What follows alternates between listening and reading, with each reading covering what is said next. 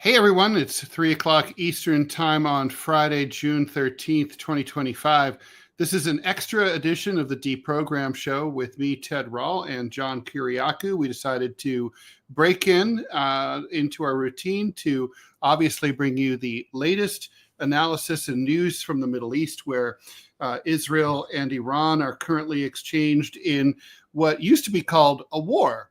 Now we would just call this a military strike and a retaliation. And I don't know when it becomes officially a war, but two countries are heavily armed countries are firing missiles at each other, bombing each other, and generally the tensions couldn't possibly be higher. At this exact moment, while we're speaking, the Iranians are engaged in a multiple missile assault on Tel Aviv with over 100 ballistic missiles being aimed towards, mostly intercepted by the Israelis and their Iron Dome system and other systems that we're not fully aware of, perhaps. But some have made it through. There's images on the news of apartment buildings that are on fire in Tel Aviv, and so the whole city is all lit up, which is very surreal because I always think why you should have a blackout during a war, but as my producer Robbie said, there's no point doing that since they all have GPS anyway, right? What's the difference?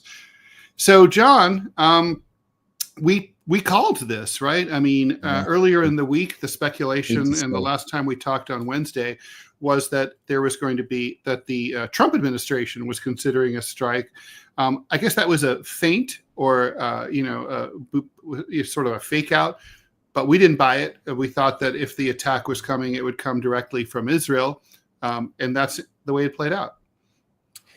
It is. I'm sorry to say there's so much happening right now, and remember the old saying that in a time of war, truth is the first casualty. So there are reports that the Iranians have shot down one or two Israeli pilots. The Israelis are saying that is just not true, that all pilots returned home safely.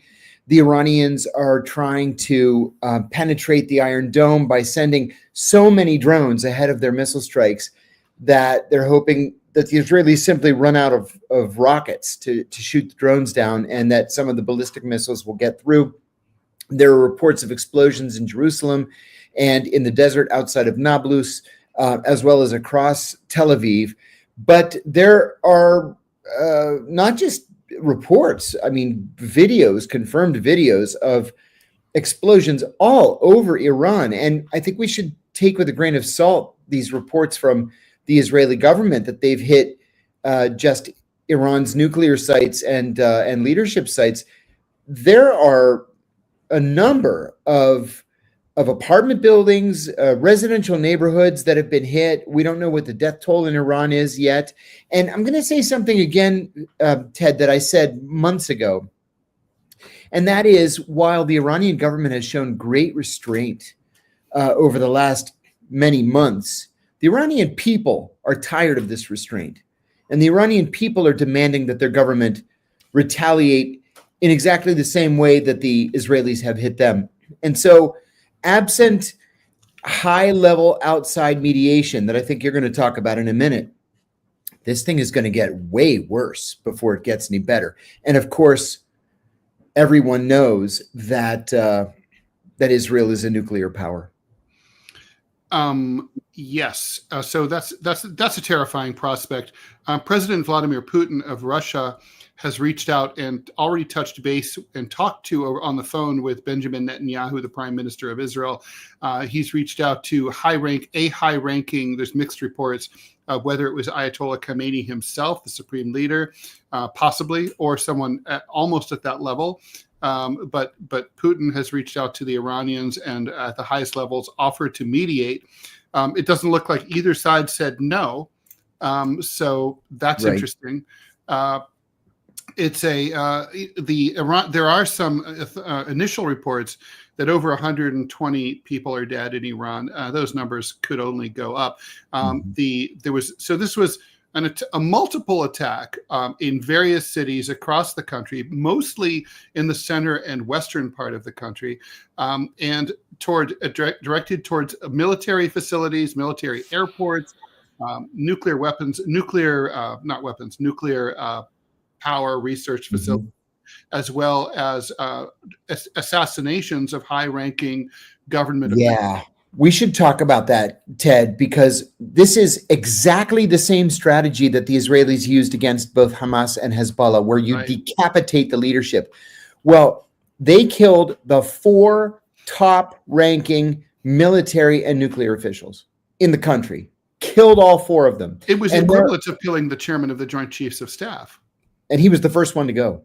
Yeah. And there are reports that the Israelis are not denying that those leadership assassinations took place using Israeli drones that had been smuggled into Iran, a la Ukraine smuggling drones into Russia. It's the same kind of operation. We're seeing the future of warfare here playing out. Both in Ukraine and in Iran, the future of warfare is from warfare. Whether we like it or not, I don't like it, but it's going to be carried out with cheap, fast drones, whether they're armed like most American drones are, or they're suicide drones, which both the Ukrainians and the Iranians produce, and the Israelis, and I think it's like 16 countries produce. This is the future of warfare. And surveillance, of course. And surveillance, absolutely. Targeting. So yeah, it is fascinating and also kind of terrifying. So there's drones now that can operate with facial recognition software. Yeah. The target's face is fed into it, and it flies around until it finds that person, and boom. And so there's the nuclear scientists who were living in their apartments when the Israelis dropped missiles on them. So obviously, presumably, the neighbors are also impacted here as well. I suspect that some of the people who the Iranians were trying to get probably got away, just because that's how that plays out. Sometimes people aren't home, missiles go awry, someone gets up and goes to the bathroom in the middle of the night when the missile strikes, whatever. Exactly. So who knows? But so here we are, right? I mean, the question, I guess there's a lot of questions. Let's just sort of go through them, like where we are now and where we're going forward. So where we are now, let's start with the Israelis. They have said that they're up to and prepared for an ongoing 14 up to 14 days of military operations. It's the most peculiar warning I've ever heard. Why 14 days? Why even broadcast that at all? Why not just like we're done when we're done? But also, is this going to go on? Are the Israelis done, or is more coming? Oh, I think more is coming. This morning, the Israeli ambassador to the United Nations used the term regime change, something that everybody should fear. It's not up to the Israeli government to decide who runs Iran, whether they like it or not. But regime change, to me, indicates that this is going to go on for some time. There are a couple of other important questions I think that our viewers are raising. Sky is saying the next strike on Iran will most likely be a joint attack with the U.S. Donald Trump actually alluded to that this morning. He said that the Iranians have a minute to think about this and to negotiate a deal. And if they don't negotiate a deal, then terrible things are going to happen. There's no good news to take out of that statement. Travis says, "Do you think Iran?" I don't believe, though. I do not believe that Trump will join Absolutely not. Israel.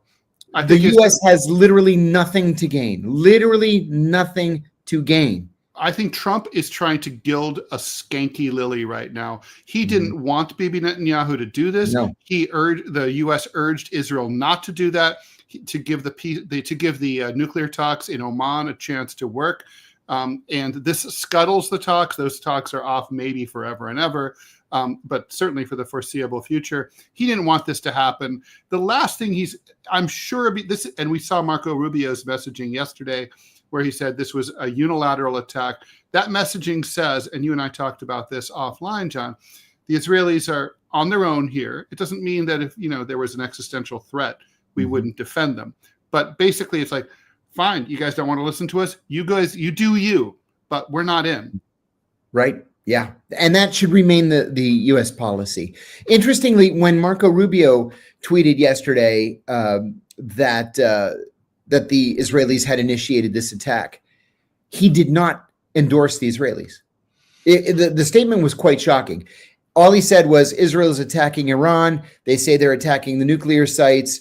And by God, the Iranians better not attack Americans or American installations. Said nothing about supporting Israel. And I think that was a real message to the Israelis. Although Donald Trump did say this morning that Netanyahu did consult him 2 hours before the strikes began. He should have kept his big mouth shut. Because if you're going to say that the United States had nothing to do with this, you can't then say we had 2 hours notice and maybe we should have warned, the Israelis not to attack civilians or pass a message to the Iranians, which, legally we're probably supposed to do. He didn't do any of that. Travis is asking, do we think Iran is going to attack Israeli nuclear sites, assuming they know where they are? Well, that's what they say they're doing right now as we're speaking. These sites that they're attacking that seem to be out in Timbuktu, like in the Negev desert or outside of Nablus, they're alleged by the Iranians to be Israeli nuclear sites. And so they're at least trying. Ted, there's another issue here, though, too, that sort of sprouts out of where are the nuclear sites on both sides. One thing we haven't talked about is what appears to be a vast Israeli intelligence network inside Iran. Yes. It's stunning to me. It's ongoing, right? I mean, and it's ongoing. We had the assassination. It was like blinked and you miss it, but it was covered extensively in the New York Times and the Washington Post. The assassination of an important nuclear scientist. He was driving on the road, and then basically a remote control machine gun mounted on a truck on the side of the road, much like the last episode of Breaking Bad. Yes, very much so. Basically operated remotely by someone presumably in Tel Aviv. Shot the dude as he was driving down the street. Now that whole enterprise. Well, how did the gun end up there in the first place? Yeah. It's a network of Israeli assets working obviously with the Mossad who are Iranians, who are, I don't know if they're ideological enemies of the Iranian state or if they're just financially they're just traitors, but getting paid off. But the Israelis. I mean, if I were the Iranians, I'd be very concerned about the spies among them. Oh, my God. Me too. When the Israelis are able to pinpoint the exact location of senior government officials at the proper time to launch an assassination operation, then your whole government's infiltrated and you have to do something about it. Yeah. Right. And so the thing is of course, it's to bring another TV analogy, it's like in Battlestar Galactica reboot where you don't know who the enemy is. So you don't want to become paranoid and just turn against everybody, some of whom might be loyal, but you do need to root them out. I mean, what do you do? How do you find out? I mean, do you just watch everybody? And here's the thing. I mean, as we know from Aldrich Ames, sometimes the watcher is exactly the person you can't trust. Not just Aldrich Ames, but also Robert Hansen. Right. Yeah. Famously. Yeah. Yeah, I think you're exactly right. And, when you're so deeply infiltrated like this, where do you even begin? Do you end up with another, and I hope I'm not getting too far off the subject, but do you end up with another James Angleton situation where you just suspect everybody of being a double agent? You suspect everybody of working for the Israelis? And then what? You start hanging people? Even risk hanging innocent people? I don't envy the Iranians. You can't do that right now. No, it's a no-win situation. Definitely, it's very hard to thread that needle and just find the bad person, the bad people, without making everyone else crazy. What is okay? So then we got to talk about the retaliation, right? Also, so I agree. There's going to be more Israeli strikes. The Iranians, meanwhile, are striking. How much damage can they do, really? I mean, obviously, Israel has some formidable defenses, and we were watching Fox News in the feed before we came on the air, and they were sort of making sly allusions to mysterious anti-missile defenses that were stationed in the Eastern Mediterranean. I wonder who they could be talking about. So they obviously have a little help from a friend, from us to help them out. They have a very high interception rate, but how bad could it get if something really big hit something really big? Yeah. Yeah, a lot of important issues right there. And I'm gonna couple my answer with some of the other issues that our viewers are raising. The Iron Dome is actually pretty good. And it's pretty good because Israel is so small, right? Israel only has but what, 7 or 8 million people. It's very small, it's very compact. They don't necessarily care to protect Gaza or the West Bank. They're looking to protect Tel Aviv, Haifa, Jerusalem. Yeah, that's pretty much it. That's about it. Yeah. And that's about it. And then at the same time, there's not an endless supply of surface to air missiles. That supply is finite. And so I think the Iranians learned an important lesson after the Hania assassination, where 7 of their drones got through the Iron Dome. So they realized that the Iron Dome is fallible, and if they can successfully overwhelm it, a lot of those drones and missiles will make it through. I think that's what the goal is here. Another question here from Travis. Do you think the Israelis found Iranian scientists and commanders through NSA? I assume they saw spyware? I would assume so. I would assume this was all source targeting analysis. Yeah. And I really think we shouldn't underestimate the notion that the Israelis have spies on the ground all across Iran. Because don't forget, the Iranians are also using, counterintelligence methods. They're probably being instructed not to use cell phones, for example, because cell phones can easily be hijacked for targeting. And so nobody's been safe in Israel. In Iran, the Israelis just whack them whenever they feel like it, and they do it successfully. Time used to be as recently as 10 years ago, where if you wanted to murder an Iranian nuclear scientist, you had to wait until he went to a seminar somewhere in Europe, and then you walked up to him and shot him in the head. And they don't do that anymore. John, I've been to Iran twice. I don't understand I don't know how this looks. I don't get it, right? So how is Israel recruiting Iranians in Iran? Is it over the internet?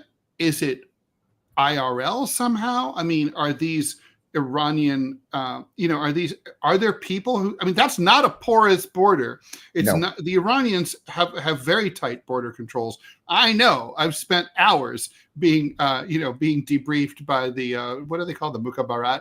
Right? Yeah, Mukhabarat. Yeah. So those guys are, they're not playing. They're every bit as serious as the Mossad when you arrive. The two societies, by the way, look and feel so similar that it's kind of like a really bizarre thing. I mean, topographically, the roads, even like the shit-eating grins and they all hire the same kind of guys. They're always like late 20s, like sports jacket, t-shirt underneath, shit-eating grin, smart, twinkle in the eye, droll. They're very, very analogous. But how do they get in? Yeah. Do you think these recruits did this online and then people got paid in Bitcoin? What's going on? Absolutely. All of those scenarios, the answer is yes. I remember in training at the CIA, we sat through this class on how other intelligence services recruit spies to steal secrets. And one of the things that we were taught was but before the days when Google Earth could just give you a practically live feed, the Israelis wanted to recruit somebody in the port of Benghazi. Okay, the Israelis had no access to Benghazi at all. So what they did is they just called the port master of Benghazi and they said, "Hi, my name is Joe Blow, and I represent a group of French businessmen and ship owners, and we're worried about the security and the safety of our shipments when they go into the port of Benghazi.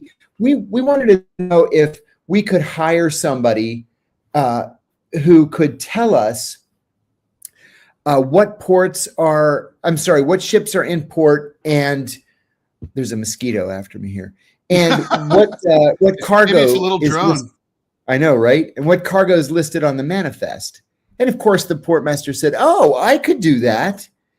And so he started doing it and faxing the information to a number in Paris, which was actually a phony number because it actually rang in Mossad headquarters in Jerusalem. And so for years, this portmaster of Benghazi had no idea that he was a paid agent for the Israeli Mossad. So that's one of the things that they do. Bitcoin has opened up a whole new world in terms of recruiting spies to steal secrets. And I want to say something about the Iranian Jewish community too. Pretty much all the Iranian Jews who wanted to leave left right after the revolution. And so the Jews who are in Iran today are well known to be very patriotic. They're patriotic Iranians who just happen to be Jewish. And I mean, there's even some who are in the parliament. That's right. And I think that that's not where the problem lies. I think the problem lies with people who are hungry for money. You know, at the CIA, one of the things that they taught us was that 95% of the recruitments that we made would be for money, period. Just for money. Ideology played no role. Revenge didn't play a role. It was all about the money. Mm-hmm. And I suspect that's what we're seeing here. You know, maybe some of these government functionaries are not necessarily pro-regime, but I think that the Israelis are promising them great riches. That's what this comes down to. And I guess that the question is, how do they deliver those riches, across into a controlled society like Iran, which is subject to sanctions?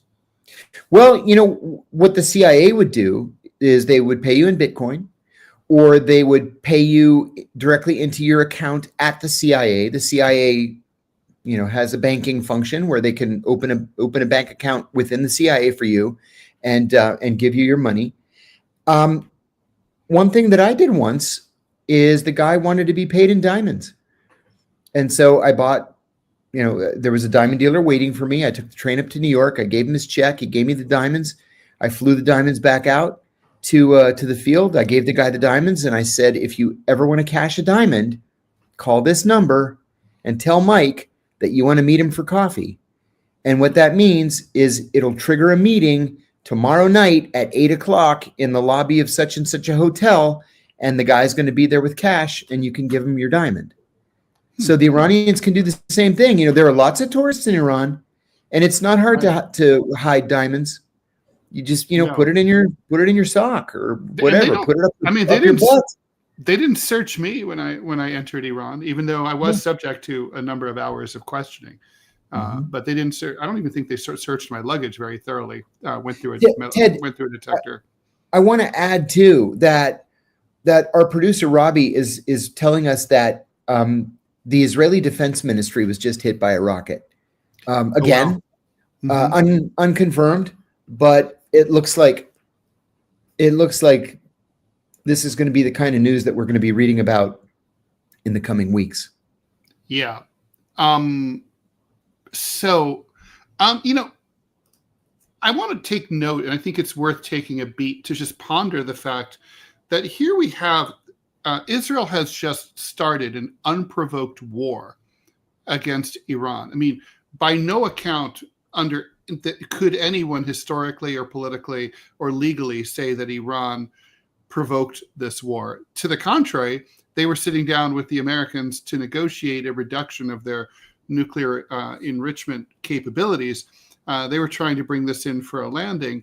And the Israelis decided to scuttle this accord. I mean, we can talk about the Israeli motivations here. I mean, I don't, for one, believe that Iran ever posed any kind of existential threat to Israel. No, I agree. don't think. And, I mean, the thing for me, I mean, here's my take, John, you tell me if you agree. I mean, it always felt to me like, Iran didn't have to denuclearize at all. They inherited the non-proliferation treaty from the Shah. They had a revolution. Correct. They could have said, all things from the Shah, fuck that, we're not part of it anymore. Right. We don't honor it. But they didn't do that. And the strategy was nuclear weapons are expensive. We don't want to get involved in an arms race. We don't want to become provoke an attack by the Israelis or the Americans, ironically. And so we don't. It's more trouble than it's worth, right?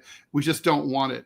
And so, but there's this narrative that the Iranians are dying to have nuclear weapons. They're working night and day to try to get there, and they were just plotting and scheming to bomb to attack Israel and wipe it off the face of the earth. That's right. It's a fever dream, right? Yeah. And, the CIA has written, over the last 20 years, the CIA has written at least 3 national intelligence estimates, which is the analytic conclusion of the entire American intelligence community. And 3 times they have concluded publicly that the Iranians do not have a nuclear weapons program. If they want one, they could do it. And they have every right to, right? And they have every right to. It's not like they're being punished for having done something wrong. Like and the Israelis have been saying for 20 years that the Iranians are 6 months away from a nuclear bomb. 20 years we've been hearing this. And there is no nuclear bomb. It's Zeno's paradox. Yeah, it's like it is. Closer and closer. You never really quite get there. That's right. It's so yeah. So I mean, I guess the question is, I want to also ask you this, John. How do you think this is playing domestically for Netanyahu in Israel, or how is he hoping for it to play? Yeah. It's too early to tell how it's going. That's a good question. Gideon Levy, the outstanding columnist from Haaretz, was on. He was on the BBC this morning. I watched everything this morning. I have to think where it was that I saw him. He was on BBC, and he said that this policy is specific to Netanyahu and the extreme right wing in Israel. The Israeli people do not want to fight Iran now, right? They're already at war in Gaza, slaughtering innocents. They've already begun to provoke a conflict in the West Bank. They're still fighting Hezbollah. They bombed Syria a week ago, and now they're engaged in a war with Iran. Where does it end? They can't keep this up. Well, I mean, it does seem a little bit like Germany in 1944, right? Like it's a lot of like flailing and desperation, like dead enders almost. Although, I don't think Israel is finished, but it does reek of desperation. Maybe Bibi is finished. Yeah, I hope that's the case, frankly. I hope Bibi's finished. I mean, what conversations do you think are happening privately between Trump and Bibi? I mean, they're frenemies. Yeah, they're frenemies. It's my understanding from somebody in the White House who has actually seen them interact that they're not even frenemies. Bibi feels that he's been abandoned by Trump, and Trump feels that he has been taken advantage of by Netanyahu. And while Trump is Zionist and he's pro-Israel, he just hates Bibi Netanyahu. Just like Biden hated him and Obama hated him, but Trump hates him too.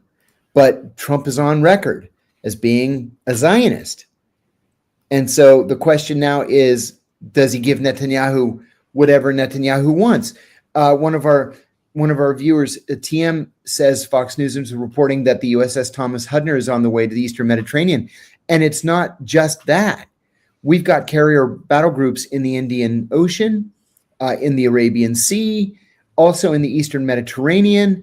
I said just a couple of days ago, that if you want to know if there are going to be hostilities, watch naval movements. Mm-hmm. And now, man, that's all we're seeing is naval movements. I thought about that when I read that report. So there's one speculative strategic analyst that I read, and I thought this was interesting. I wanted to get your thoughts about this. Was theorizing that Netanyahu knows that he has effectively lost in Gaza, even though he's destroyed the place. Yes. But he can't kill Hamas, can't destroy them, and at the same time, he also can't he can't do ethnically cleanse Gaza because he knows there's no place for them to go, Yeah. and that the world won't put up with it. So he's thinking about his legacy, and he's thinking, oh, I'll be able to say, like, in a year or 6 months or whatever, hey, I took out this existential threat posed by Iran, and so I left Israel safer as prime minister than when I got here. Yeah. How much of that do you buy? He can't say that. The whole country's in flames. You know, I went to Israel twice in 2022, and things were tense, to say the least. And then Dan Kovalik, who we've had on our various shows a number of times, went in 2024, and he said there wasn't a single Palestinian shop that was open in East Jerusalem. East Jerusalem, not even a conflict area. So now the whole country shut down, right? They ordered every Israeli into their bunkers. Mm-hmm. There was a run on food and water today. The grocery stores are empty, and this thing is just getting started. So how Netanyahu can say Israel is going to be safer, more secure, it's a mystery to me. And it is such a small country. I mean, you know, it is about like between 9 and 10 million people. It's about 3/4 of them are Jewish. The other quarter is other people. We gotta mention Robbie's updates here. Okay. There's a video confirming that the Israeli defense minister has been hit by a missile. And it looks like X just crashed. Wow. Formerly known as Twitter. Yeah. Just overuse, I guess. Yeah, that has to be it. Wow. Yeah, we know that the stack, as they say, wasn't doing too well. So do we know how bad the strike on the defense ministry, which is basically the Pentagon for Israel? Yeah, it's the Pentagon. How bad is it? I don't know. Brady Webster asks a question: what's the likelihood of Iranian sleeper cells in the U.S. and how would they operate? That is a fantastic question. I've told the story a number of times that when I was stationed in Pakistan, we did a raid in the middle of the night one night on the Taliban embassy, and we took literally everything that they had. Well, one of the things that we confiscated was a file folder full of telephone bills. And the telephone bills showed hundreds and hundreds of phone calls from the Taliban to numbers all across the United States. Everything from Bethesda, Maryland, and Portland, Maine, to Kansas City, to Glendale, California, north, south, east, and west. And to make a long story short, the FBI never investigated those numbers. I was of the very firm belief that those were Al-Qaeda sleeper cells, or at the very least, Taliban sleeper cells. We have to assume that there are Iranian sleeper cells in the United States. And I know that there are Hezbollah cells. The FBI has told me this when I was still with the CIA, at least in Detroit, in Lansing, Michigan, in New York City, and not just Manhattan, but in Brooklyn as well. So I think we should believe that these things exist. Now, the FBI generally knows that they exist, and that's not to say that they'll be summoned into action, but it's something that we should probably be worried about and focused on. By the way, a little more breaking news: Israel has closed all of its embassies around the world. Oof. And the chief of the IAEA, the International Atomic Energy Agency, says that a nuclear leak has been detected at Natanz, which is the largest Iranian nuclear research facility. Oof. No, that's not good. Oh shoot! And my connection apparently is not good. Sorry, I'm not at my house. Yeah, sorry, you're a little foggy. We've got to get you on that new cat. We've got to install that new camera. I'm gonna install the new camera this weekend. Absolutely, yes. Yeah, they're mostly plug and play. It's yeah. Damn it. Sorry about that. But yeah, so if that's true, I mean, I think the cliche is it's sort of like the Death Star, right? Like if a nuclear power plant gets hit, that it'll blow up. That doesn't really work that way. Right. That's not how fission works. No. But still, that's how gasoline works. Yeah, exactly. But gasoline is what makes the big fireball. But you end up with the radioactive leak. Yes. So this would be more of a 3 Mile Island than a Chernobyl situation. Right. And that's not good. No. But is this, how many violations of international law does Israel want to rack up in a 24-hour period? I mean, it's funny, Ted. This morning or middle of the night, I have trouble sleeping like every 60-year-old man, and so I was up from 3 to 5 just flipping through the channels, and I said that to a friend of mine who's also 60 and who also has trouble sleeping. We were texting each other, and I said, how many crimes against humanity are the Israelis going to commit in one night? And apparently, they don't care because they're still committing them during the day. It's like, how do we do it? Volume. They're assassinating nuclear scientists. They're starting unprovoked wars. They're blowing up civilian power facilities. Yes. Causing probable radiation leaks. And the day's young. The day is young indeed. Netanyahu said, well, like you said. What do you the fact that it didn't start on? I'm sorry, but what do you make of the fact that this started on a Thursday? Traditionally, these kind of things start on Friday nights. They go over the weekend. That's right. Because you want trying to make a splash this time, right? You want it to be the Sabbath, and you want to take people by surprise. Mm-hmm. But you're right. I think the Israelis either truly believe that the Iranians are some kind of crazy threat, or they were just tired of failing to convince Donald Trump to launch the attack instead of them, and they just decided to go for it. If they thought Donald Trump was going to do that, they were high. That was never going to happen. That's not Donald Trump. He was clear about it. Well, no U.S. president would, but he really wouldn't. No, and I've said before on the show that every president in all the years that I served in government, right, starting at the very, very end of Ronald Reagan, every single president told the Israelis no. Every single president was asked by the Israeli prime minister, whomever he happened to be, to attack Iran for the Israelis, and every single president said no. And now we've got an Iran that is very close to Russia and close to China and close to India and has good trade relations with the British and the French and the Germans and the Japanese, and nobody wants to see this war taking place. So the AP is reporting just now that indeed, as we surmised, the U.S. From its destroyer-based missile defense systems are intercepting Israel-bound Iranian missiles. So we're involved. So we're involved, at least in defense. But I doubt that. I mean, here's a question: does it count? How much does it count as involvement from the standpoint of the Iranians if we provided them with which I'm sure we did, intel and targeting information? I mean, to me, that would count for a lot if I were the victim. If I were the Iranians, I would be furious about this. Yes, because that's you're providing military support. It frees up the Israelis to do more terrible things to you. If the Israelis don't have to worry about protecting Israel proper from incoming drones or missiles, and they can instead focus on bombing you, then I'd be pretty upset. Yeah.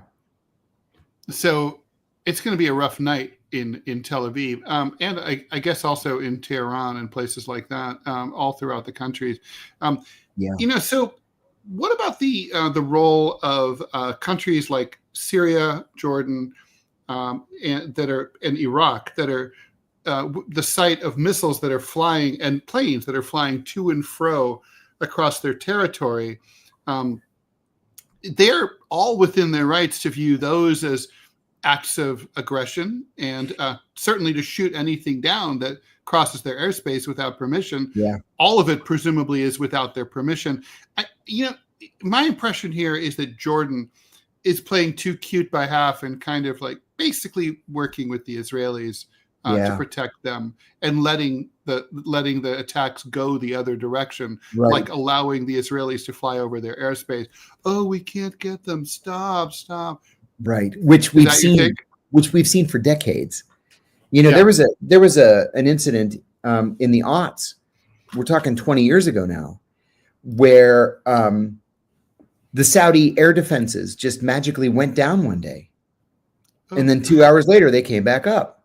And then, oh, what a coincidence. Just as they were going down, 2 Israeli fighters went all the way across Saudi Arabia, turned around over the United Arab Emirates, and returned to Israel, with the idea being that these fighters were just testing to see how long it would take them to get to Iran. Mm-hmm. So sure, the Saudis would let overflight. Let's divide this between civilian and military, though. It's my understanding that just about every airport in the region is either closed or drawing down. There were reports from a few hours ago that El Al, the Israeli airline, had evacuated all of its planes that were on the ground to Cyprus, and they're sitting on the British airbase in southeastern Cyprus. I don't know that that's true, but I expect that it is true. But if there is an unscheduled flight that is crossing this airspace, that is a legitimate military target. And so my guess is that airlines are just going to not fly there until this thing is over. I would imagine. I wouldn't want to fly, no, crossing Israel or crossing Iran or even crossing Iraq or Jordan.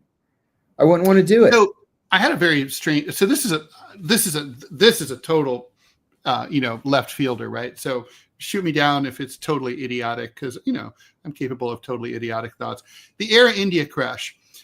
Video emerged from a passenger on someone who flew on that plane before it was the penultimate flight before the fatal one.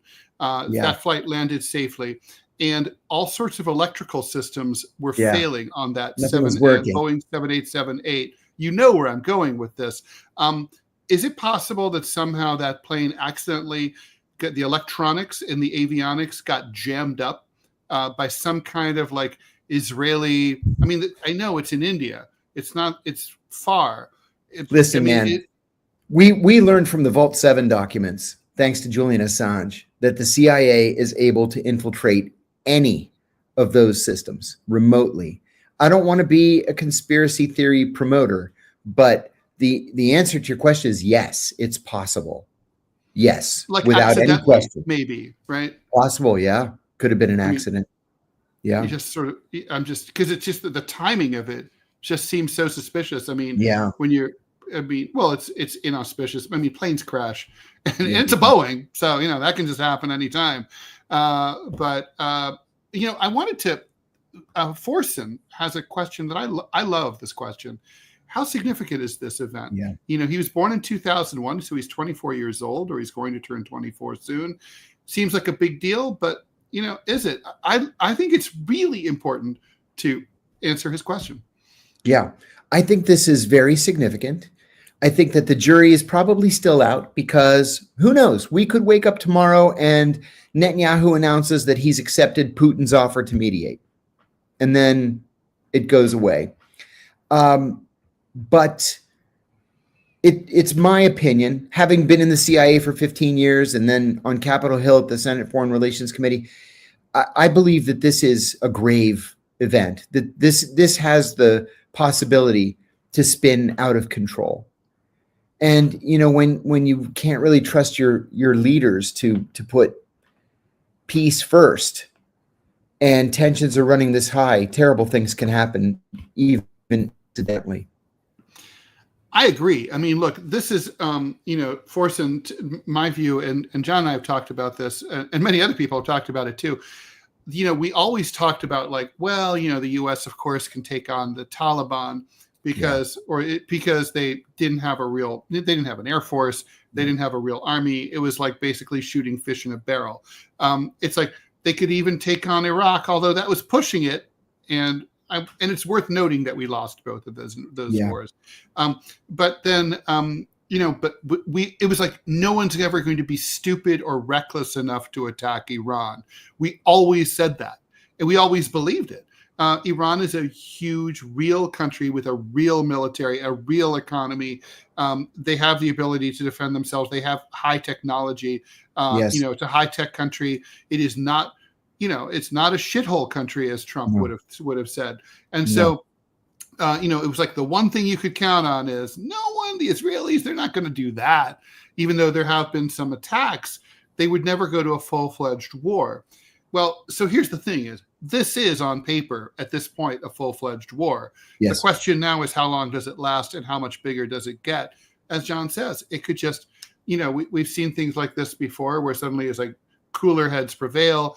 Trump is meeting with the National Security Council right now. I assume he's trying to bring this in for a soft landing. He doesn't want this to go on. And he has a lot of influence over Israel. But it could, this is out of control. Like, for example, if one side strikes a really big target, a bad target, like let's say a school full of kids, then suddenly the optics get really ugly, or a government ministry, or, Ayatollah Khomeini himself is killed or injured. There's any number of ways this can go sideways. Absolutely true. Absolutely true. This morning, Donald Trump made a kind of a strange statement. He said that he hoped the Iranians would show up on Saturday morning in Muscat to continue the nuclear talks. And the response was like, "You've got to be kidding." In fact, Robbie says, the U.S. is trying to convince Iran to return to the nuclear talks. Iran replied that there is no question of talks and that the war has already begun. It's like, yeah, definitely. Yeah, and the foreign minister of Iran already told the UN that he would say it out loud. By the way, as usual, I'm gonna be like really lame here. Where's the UN Security Council, which exists for exactly this kind of thing? What the hell are they doing? Literally nothing. I'm unaware of any meeting of the UN Security Council. And besides, even if there was a meeting, the U.S. would veto whatever resolution might come out of it. Oh, here's an important question, and I'm glad Brian's asking: what's Israel's end goal? What do they want here? Or what is Netanyahu's government after? I don't really believe they're worried about nuclear proliferation at all, unless they're just stupid. No, I think they want to overthrow the Iranian government, put in some kind of rump government or pacifist government. They're high. That's not going to happen. Yeah, no, it'll never happen. No, never. Not at their behest. Let's put it that way. No way. If that ever happens, it'll be because of something else. That might have they might have been able to do that in 1979 or 1980. Sure. But no, not today. I think that's what they want, though. Well, back then, the U.S. had its opportunity to have, a relatively moderate partner in the form of Iran, in the form of Ayatollah Khomeini, and instead we decided to radicalize the situation. I think John needs to reboot. There you are. We had the opportunity to have like a nicer, kinder Iran. We had when we failed to back up Khomeini, and then things got more radical, and because we just like to. John, you were in this space. Answer this question. I've never asked you this before. I've always wanted to know. You're the perfect person to answer it.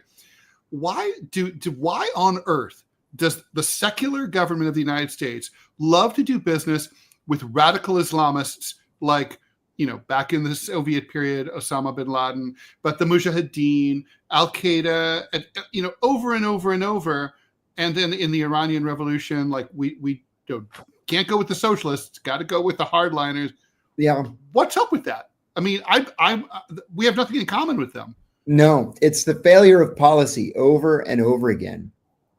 There was an obsession in the U.S. government, an obsession with communism. And it's funny, so many American policymakers are unable to differentiate socialism from communism. And so anything that might be slightly left of center is deemed to be an enemy. And so historically, we've been more comfortable dealing with right-wing fanatics, religious fanatics, than with communists or socialists. Christians asking, don't these type of attacks perpetuate Iran's desire to get nukes? Right now, Kim Jong-un is like, hello, this is exactly what, hello, Gaddafi, hello, Saddam. This is what happens when you don't have, like the nuclear insurance card. Don't leave home without it. That's right. Right? Doesn't it? That is it. It would for me.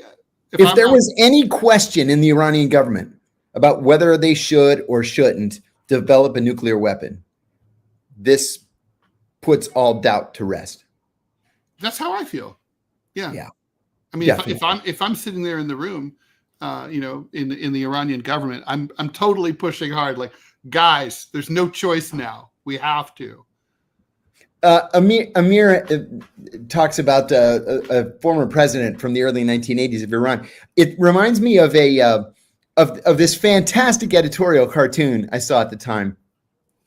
It was Ayatollah Khomeini talking to an Iranian guy, and he says, "I have good news and I have bad news. The good news is you've just been named president of Iran. The bad news is you've just been named president of Iran."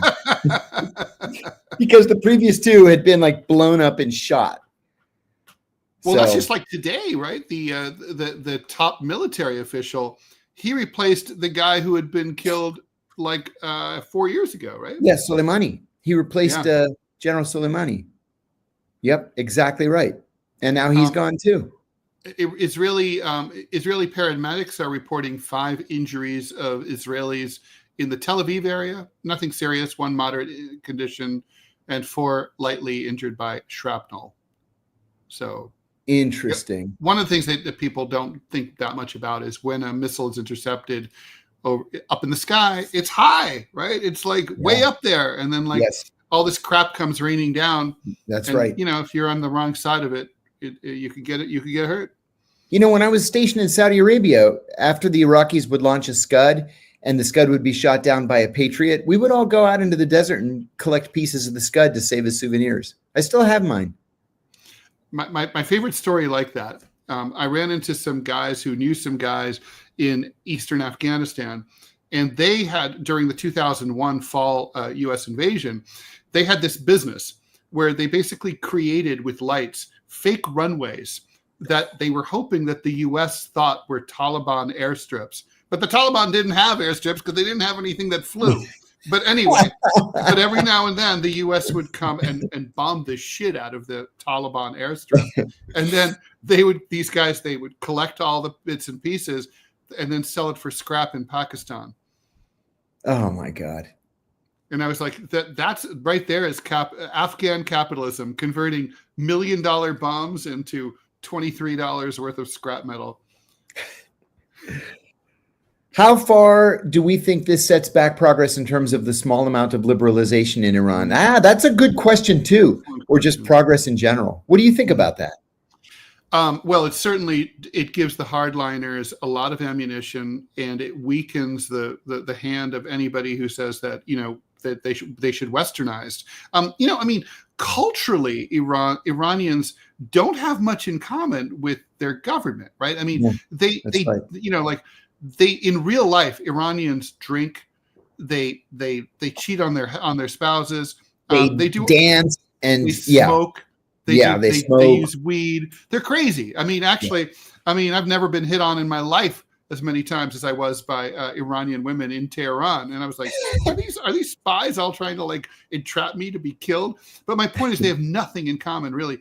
But and that's of course more true in Tehran than in more conservative parts of the country, like Mashhad. But still, there's that schism, and obviously war always makes a society more conservative, and it always draws closer to its government, and it makes its government more popular. This is playing directly into the hands of the conservatives.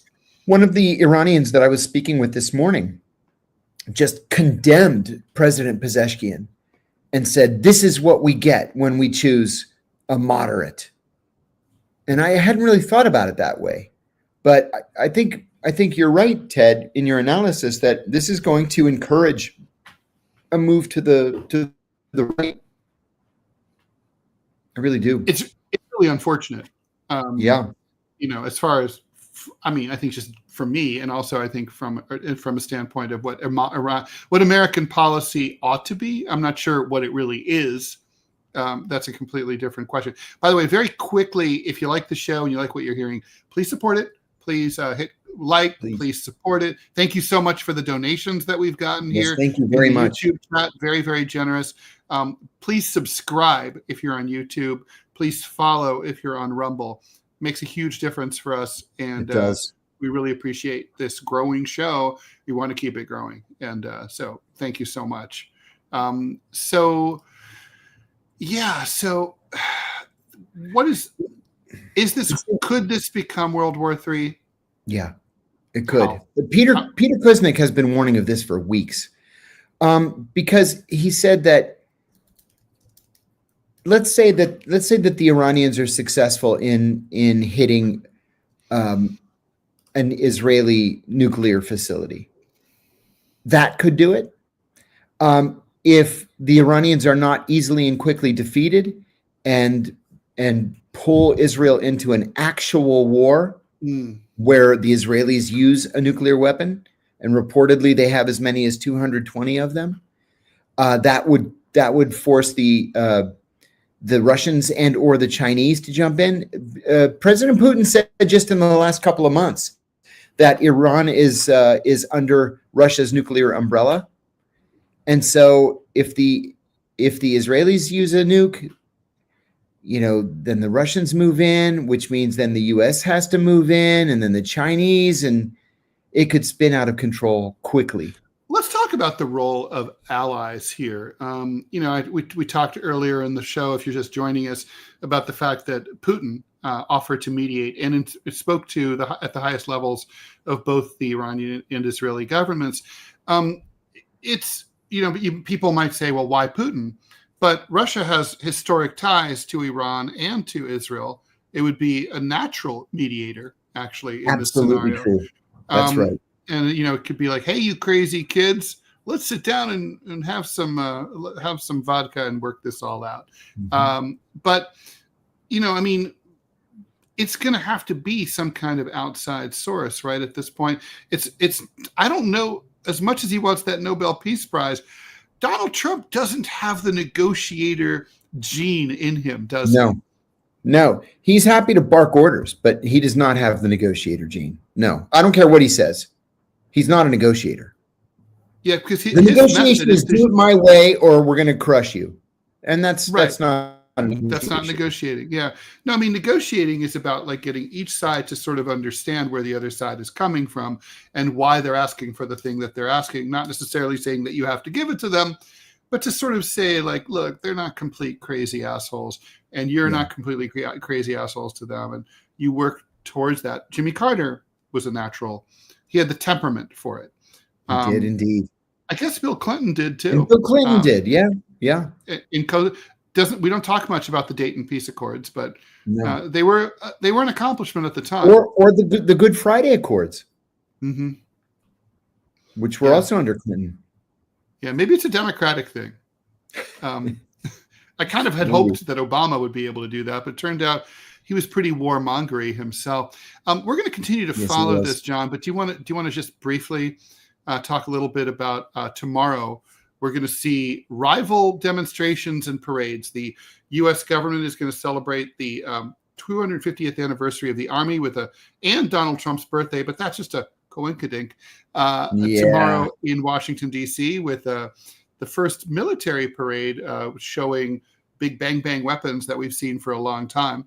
I guess the Gulf War Victory Parade was the last time in 1991. Yeah, that was the last time. It was June of 1991. And I'll tell you, Ted, I'm in Washington right now. I drove here a few hours ago from Arlington, Virginia, and everything is closed.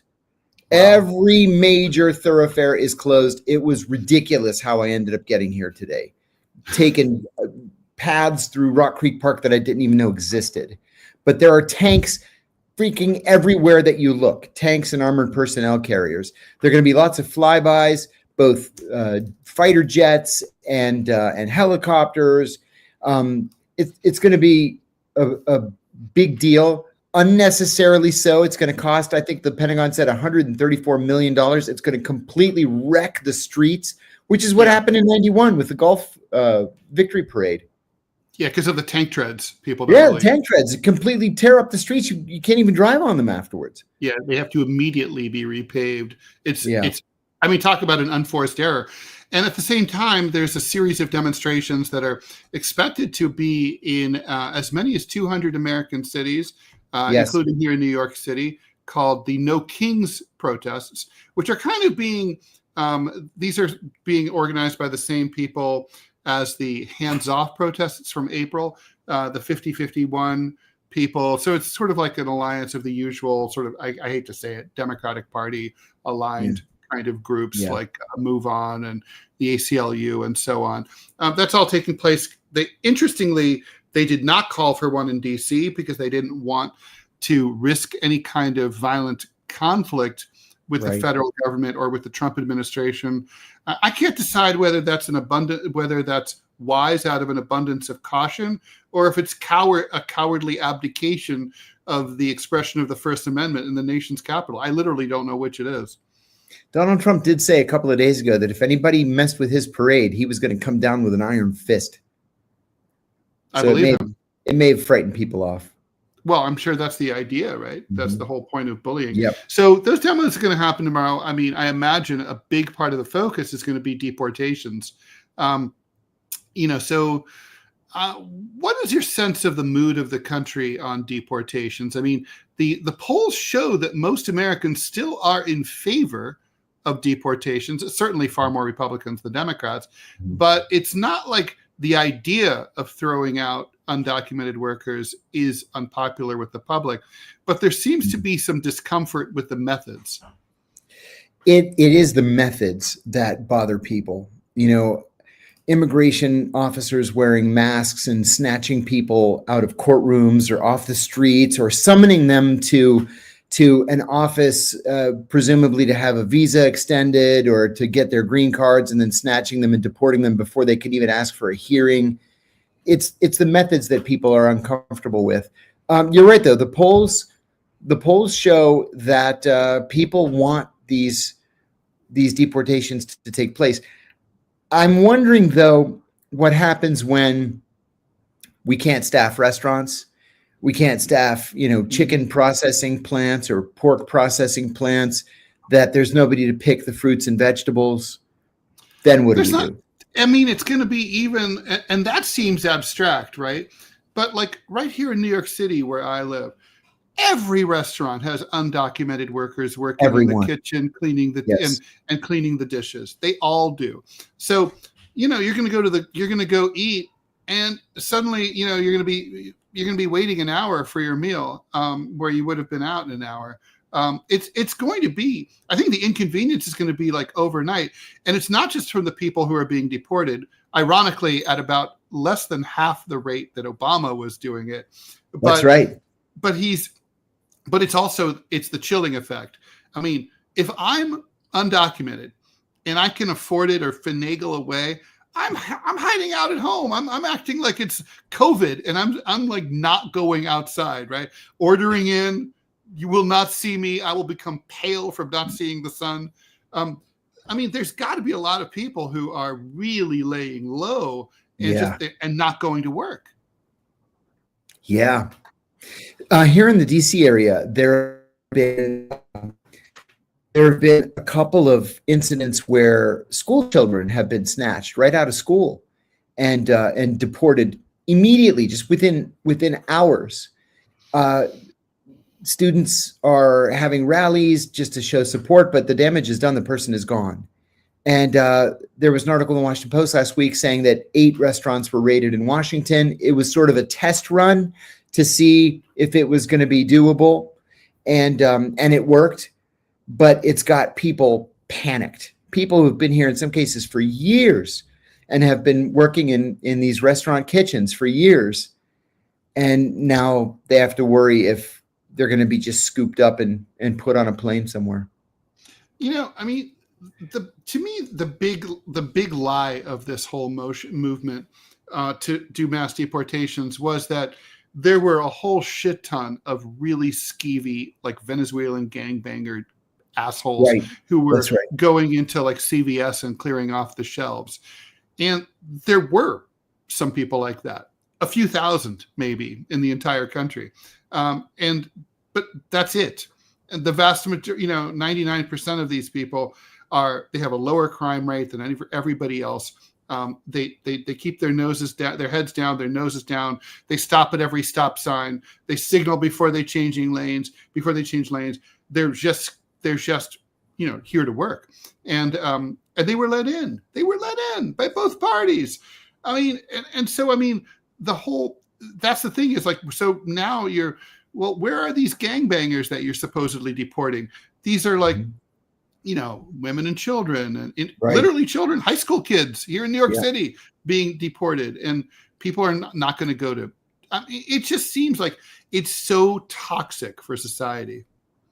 Oh, I couldn't agree more. I'm worried about it. And John Meter asks an important question. Why haven't there been any raids in Texas? Good question. Well, what's the answer? I don't know. Why Texas?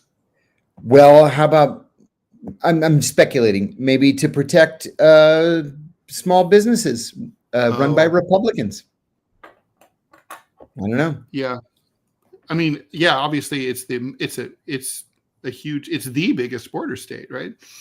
In terms of having the border. That's right. It has the longest border by far. Probably more illegals who snuck across went through Texas than anywhere else. I would and California. Wow. So what do you expect to see tomorrow? Big turnout? No turnout? Everything always depends on publicity, the weather, and sort of the intangible. It's going to pour all day here in Washington tomorrow. So frankly, I'm not expecting a ton of people for this military parade. I think the demonstrations, there are going to be 50 demonstrations in 50 states. I think that's where the real people are going to be. Yeah. So, and I think they'll get a lot of coverage because the media is so anti-Trump. I think so too. Yeah. So, yeah. And there's going to be a lot to update people on vis-a-vis Iran tomorrow as well. There will. And so we should probably leave it there. We are going to be back here for our regular broadcast at 12 noon Eastern time, Saturday morning. That's tomorrow in just a few hours. So we'll be back to bring you all the latest from overnight. And thank you so much. Akudini is saying, generously donated some money, says it would be great if it was on daily. Well, that's the intention. Well, so we're talking about that. Yes. Yeah, that's the goal. In fact, we will have one of the things we'll be discussing tomorrow will be partly about how we're going to move toward that. So that's right. Sooner rather than later, maybe. I mean, who knows? That's right. So yeah, there's good things in the works, and hopefully they'll all manifest the way we want. And then we'll be talking to you Monday through Friday, and maybe if there's breaking news on the weekend. So thank you so much for listening. Again, like, share, blah blah blah. You know what to do. Subscribe. Do the right thing, and we'll do the right thing and keep coming back. Thanks, John. As always, see you tomorrow. Bye, everyone. Bye, everybody.